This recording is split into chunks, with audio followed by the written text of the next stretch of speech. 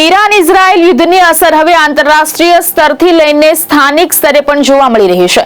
બનાસકાંઠામાં ખાસ કરીને નાના ઉદ્યોગ ધંધા અને ખાણીપીણીના વ્યવસાય ઉપર તેની સીધી અસર પડી રહી છે।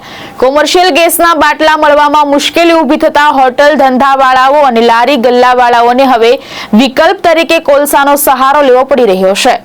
બનાસકાંઠા જિલ્લામાં ગેસની અછતના કારણે હોટલ નાસ્તાની લારીઓ અને પાણીપુરી જેવા નાના વ્યવસાયોને ભારે અસર પહોંચી છે। ગેસના બાટલા માટે બુકિંગ કરવા છતાં સમયસર સપ્લાય ન મળતા વેપારીઓ મુશ્કેલીમાં મુકાયા છે, જેના કારણે હવે કોલસા અને લાકડાની માંગમાં વધારો નોંધાયો છે। પાલનપુરમાં કોલસાનો વેપાર કરતા વેપારીઓ જણાવે છે કે છેલ્લા થોડા સમયથી કોલસાની માંગ અચાનક વધી ગઈ છે। ખાસ કરીને હોટલ ધંધાવાળા અને લારી ધારકો હવે ગેસના બદલે કોલસા તરફ વળ્યા છે। બીજી તરફ વરસાદી માહોલના કારણે લાકડું ભીનું થઈ જતા કોલસાની ડિમાન્ડ વધુ વધી છે અને સાથે સાથે કોલસાના ભાવમાં પણ વધારો નોંધાયો છે।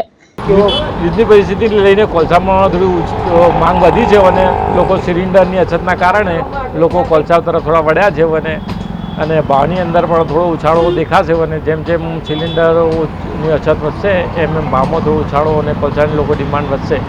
શામાં વપરાય છે કોલસા વધારે તો લોકો એમાં વાપરતા હોય છે, રેસ્ટોરન્ટની અંદર વાપરતા હોય છે, સગડીની અંદર વાપરતા હોય છે અને ઇસ્ત્રીવાળા વાપરતા હોય છે, ઘરેલું થોડું વપરાશ છે। બરાબર। આના પરિસ્થિતિ કેવી આ પણ પરિસ્થિતિ રહેશે તો કોલસામાં થોડો ઉછાળ આવવાની સંભાવના રહેશે।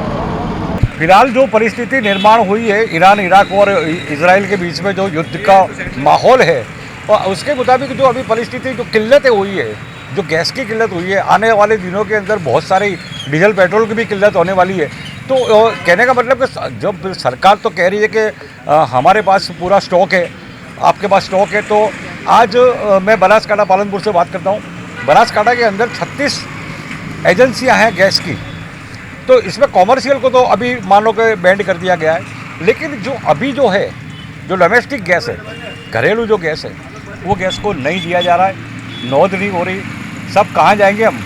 पुराने ज़माने के अंदर हमारे जो मदर फादर थे, हमारे जो पूर्वज थे, वो पुराने ज़माने में लकड़े से जलाते थे, वो आज भी पुराने दिन हमें वापस दिख रहे हैं।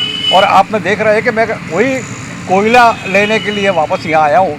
और कोयला कब लिया जाता है?